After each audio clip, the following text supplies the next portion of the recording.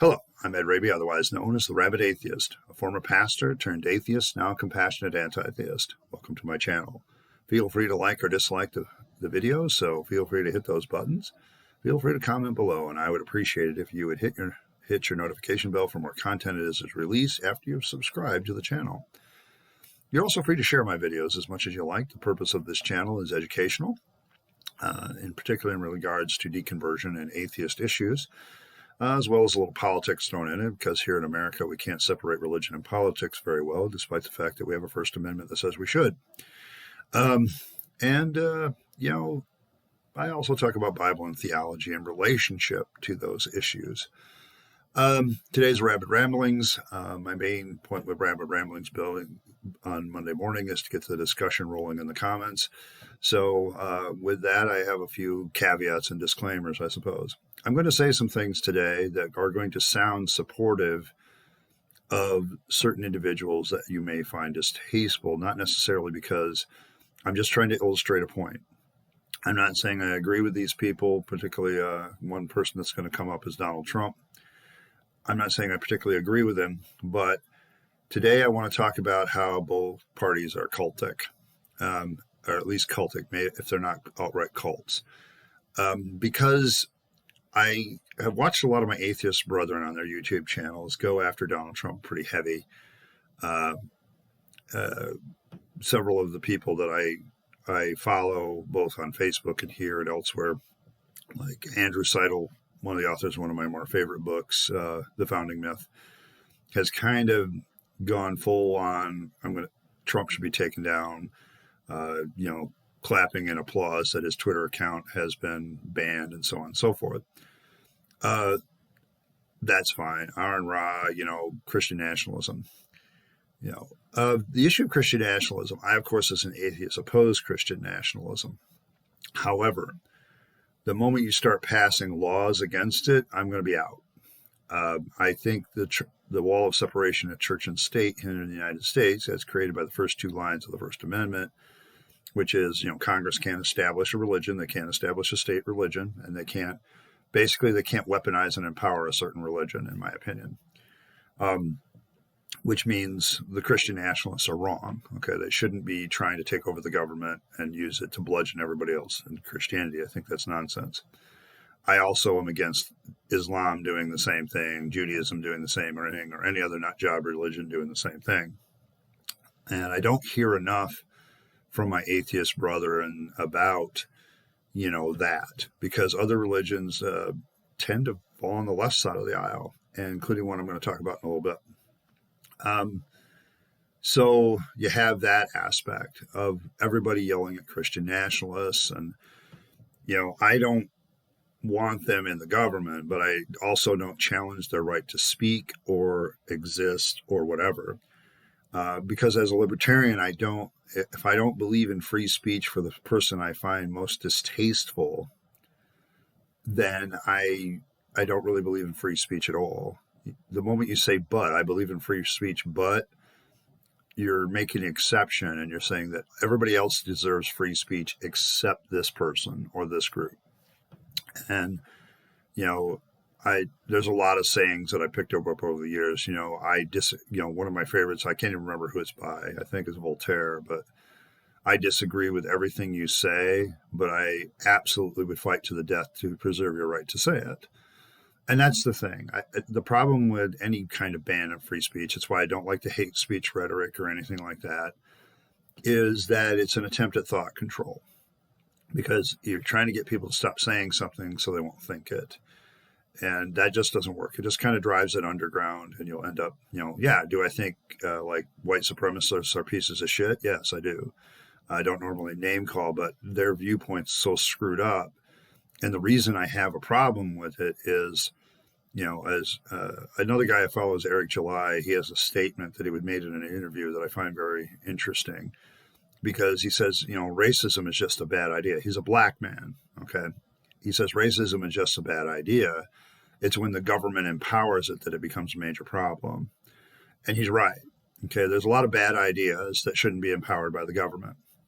So it's kind of like, they have the right to believe it and say it, but I don't have the right to shut them down.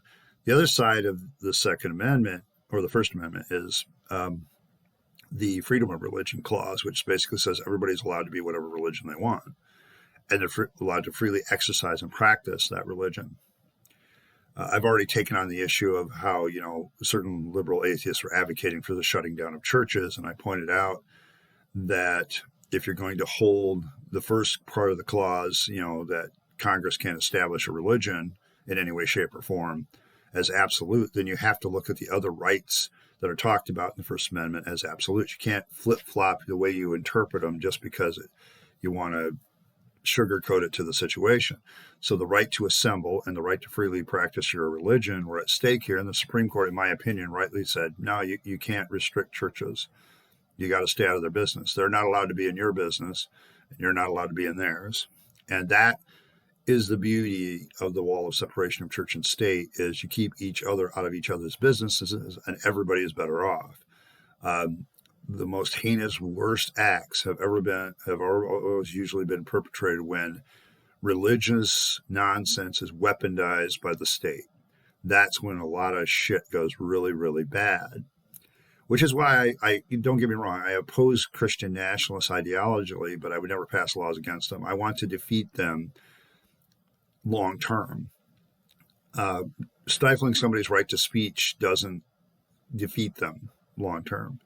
If you want a good strategy of defeating somebody long term, then you have to beat them ideologically. You have to keep educating. You can't, this is going to be a slow ride. And I think the problem, with American politics is people get frustrated at the slowness, except the slowness is sometimes a good thing.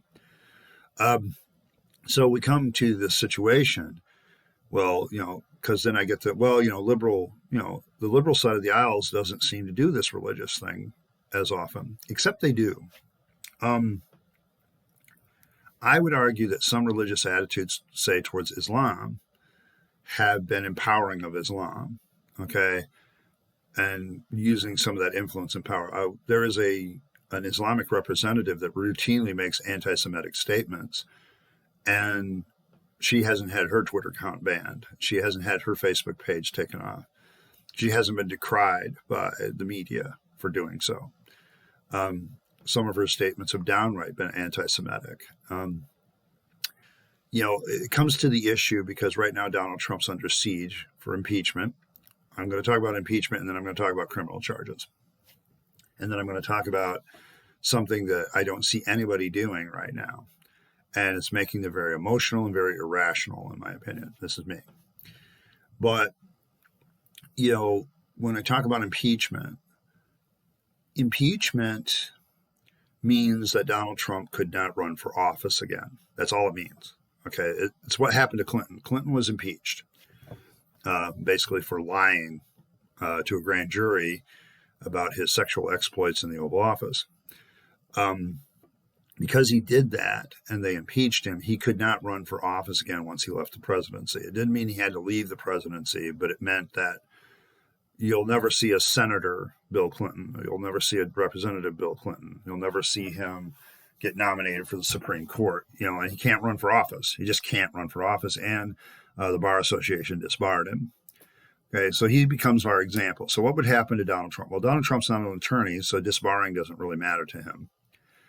But he wouldn't be able to run for office. And I think because he's only had one term, he's kind of entertained the idea that he might run again against Biden. And he would have a lot of ammunition in 4 years because Biden's probably going to screw up something. So that's kind of what he is thinking. Well, this would prevent him from doing that. And I think that's why the Democrats are pursuing it. The problem is if they succeed with this impeachment after the 20th, I think Donald Trump could legally take it to the Supreme Court and have it thrown out because you can only be impeached while you're sitting as president or sitting as in your office. So I think that's why other people are bringing up criminal charges. Now, criminal charges mean that Donald Trump will go to jail. Now, in my lifetime, no president, despite how bad they've been as a criminal, including Richard Nixon and many others, have ever gone for jail for what they did. And it's part of the problem in American politics. The most symbolic leader of the free world, even when they do something illegal, doesn't go to jail. And I think that's part of the perception problem that people have with the American government, because there certainly is hell been some of these presidents that should have been, attacked with criminal charges and put behind bars. But it never happens, because once you become president, it's like you're immune to anything. You can do anything. I don't know, maybe short of murder. Maybe you could get away with murder. I don't know. And it's part of my problem as a libertarian, why, politicians should be subject to the same laws, but they always write in these law causes that they're exempt. And I'm like, are you serious? But, they can do it and they can get away with it because it's not unconstitutional. So that's kind of one of the weird shits about this. But to me, the more interesting problem is the religious aspects of this on the left. What do you mean? One of the things after the Capitol attack on Wednesday that Nancy Pelosi said had me alarmed. She talked about how their temple had been desecrated. I'm not giving an exact quote here, but it opened up my mind to perception of some people of government by certain liberal Democrats, and it holds up my accusation that liberal Democrats and those that say are more free-thinking, and my free-thinking atheist brothers, have exchanged God for government. And government, while you can prove that it exists, is just as flawed as God. To make the assumption that just because we put power in a central location, that somehow that power is going to always make benevolent decisions, is absolutely the fatal conceit that Hayek talks about. That this idea that somehow when somebody gets elected as a representative, or a person gets put in the presidency or whatever, somehow they become omniscient and omnipotent, and most of all benevolent, is an absolute tripe of nonsense. It's a religious belief. And when I hear people talk about, how, recently I think Telltale launched, I haven't watched the video yet, but the title is Donald Trump a Cult Leader? And I as a libertarian and an atheist, I'm saying, dude, why don't you do one on both political parties and start with the Democrats? I think the Republicans are kind of a low ball softball that you can kind of prove that they're cultic at least. But I bet if you honestly analyze the Democratic Party, they're a cult too. They have devoted following. You can't deviate from the platform without serious repercussions, unless it's part of the platform that nobody gives a shit about. But a pro-life Democrat, I'm sure it exists, but you never hear about them. Information control, holy crap, are both sides guilty of information control and behavior control, okay? Because certain behaviors are frowned on. If you're a Democrat and you try to talk good about the police, although recently that's now changed since the Capitol attack. I'll talk about that in a minute too. But it's amazing how, certain issues, certain things just trigger things, and people go, well, you shouldn't talk about that in that positive light, or you shouldn't talk about that in a negative light.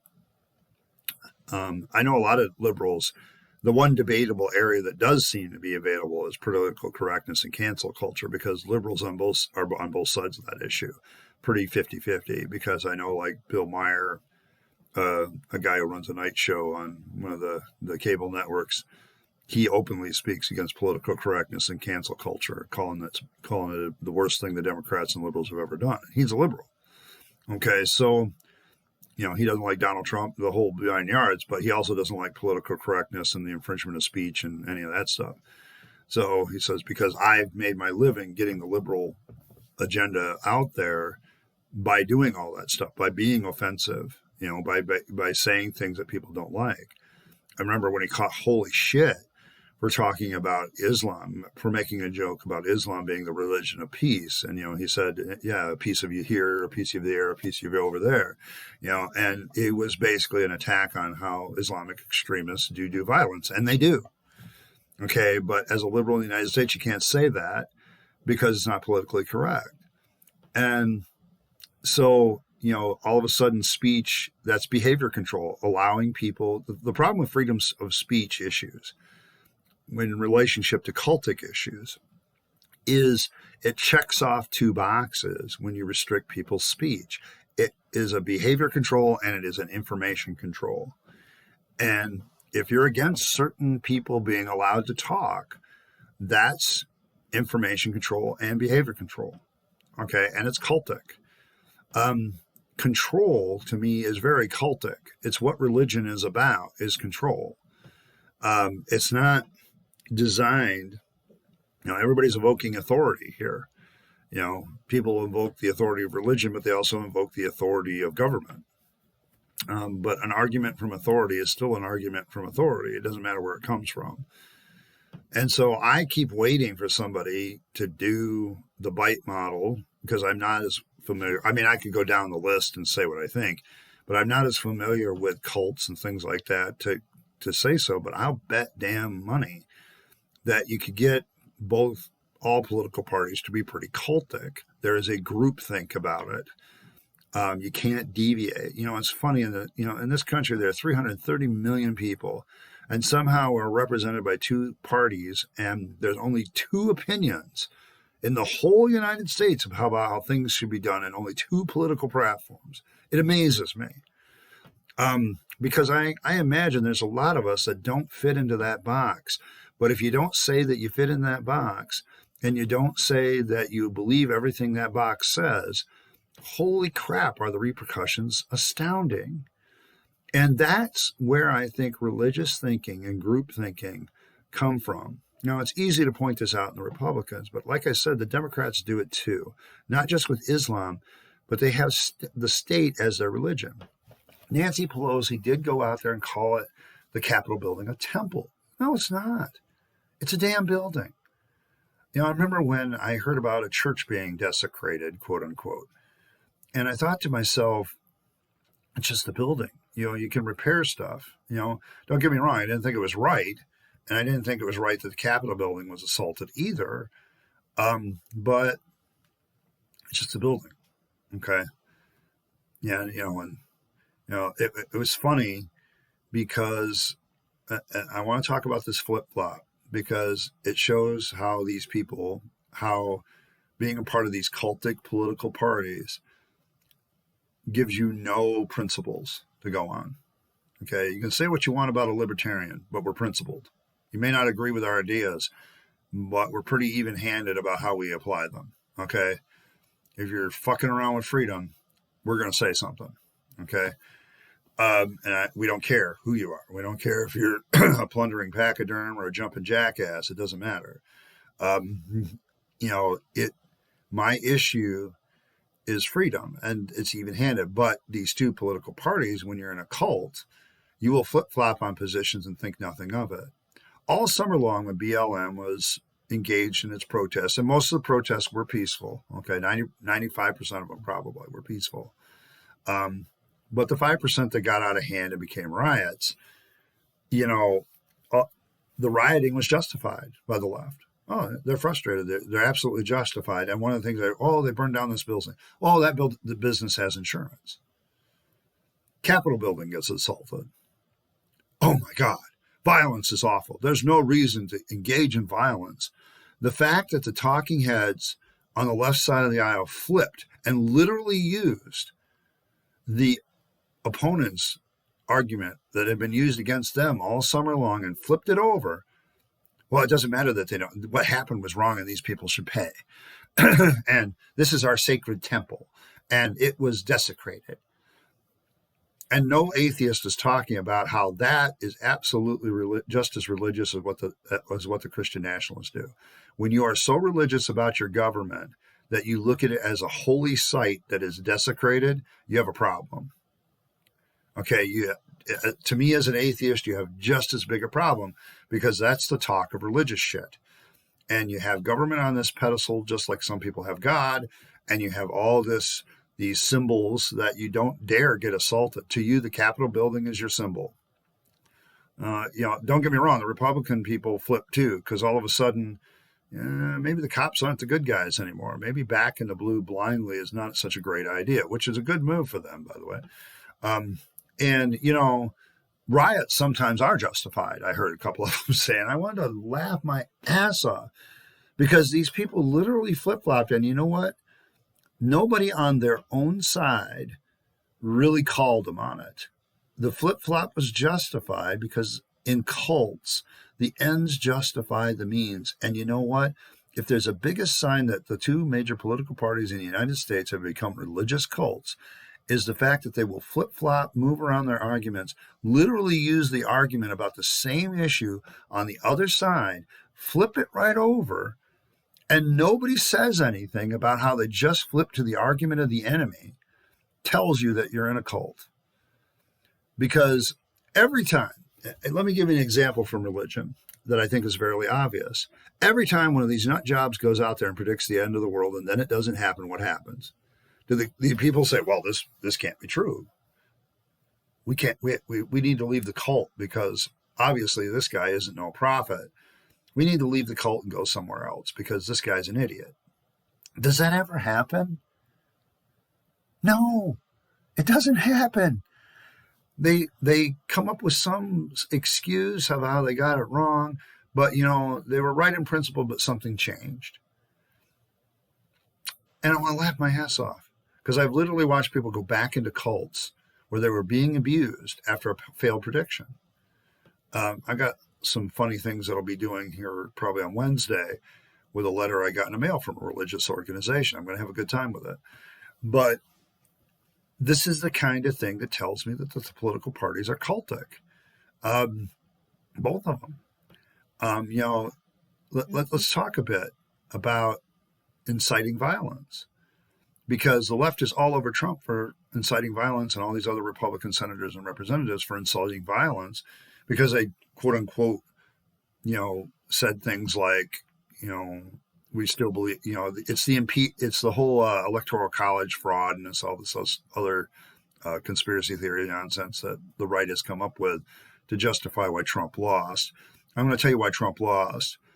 There were a bunch of Republican voters that are distasteful of Trump too, and he just didn't have the support. That's why he lost.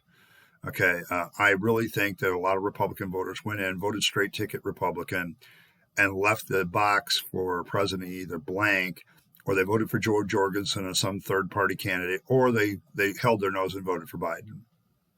Okay? It's the only way I can explain how Republicans won in a lot of places. Of course, they're going to lose the Senate, so they didn't win everywhere anymore. But they were scheduled to win everywhere, if you ask me. But at the same time, lost the presidency. It means a lot of people voted for a lot of still the same way they always do, except on the presidential side. They switched their vote or didn't vote or whatever. To me, that's the best explanation. So you had all this voter fraud accusation. But getting back to this, this cultic idea, the political parties in this country will literally flip-flop their ideas in seconds, and their arguments will go over to the other side in seconds. I've heard all summer long how the president shouldn't have this much power from the left. You bet your sweet ass those arguments will disappear. Well, the president needs to have the power to do this, and the president needs to have the power to this now that the other side has the power. That's the thing. This is why I think it's cultic. And when you're in a cult, you don't have any principles. Your principles are amendable to whatever the authority figure says. And this is exactly what's happening in the two major political parties. If the authority is on high, say, this is our viewpoint, we switch our viewpoint. No principles, no honor, none of that stuff. Say what you want about me as a libertarian, but I will bash any jerk for attacking some other group or person's liberty every time. I don't believe in slavery to anything, okay? Not to religion, not to government, not to ideology. Sorry, I just don't. If you accept authority and control like that, it is very, very much religious to me, okay? Because, man, there's a lot of things that these people could do, and it's going to be a shit show. If you think the drama with Donald Trump is over, think again.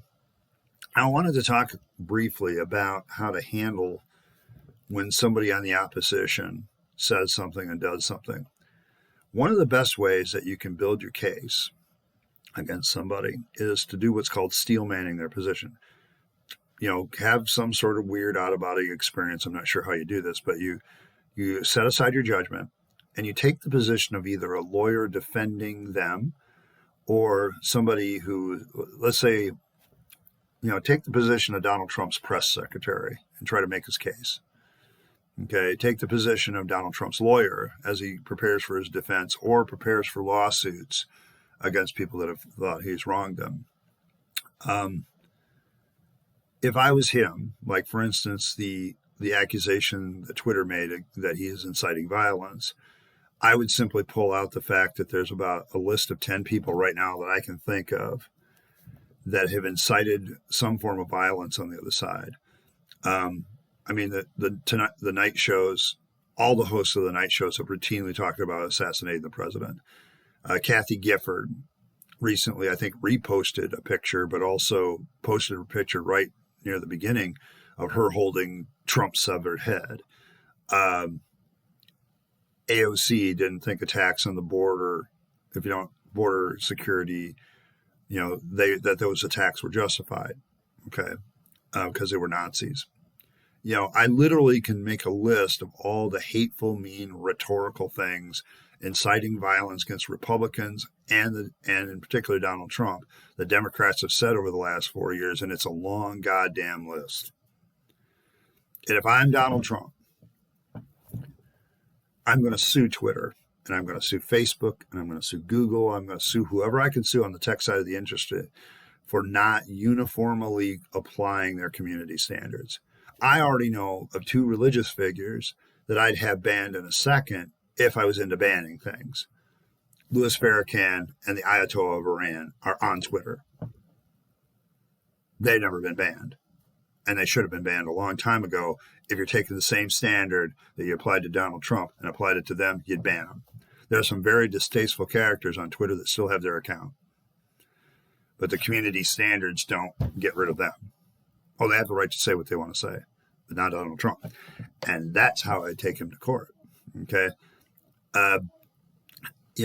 If you're going to steel man somebody's position, take Donald Trump's position on this whole issue. From his perspective, he got out that day. He said, "We are not the party of violence. Please do not engage in violence today." I'm paraphrasing. And yet then he went on and talked about how he feels the Electoral College that day was going to do the wrong thing. So you might construe that he was talking out both sides of his ass.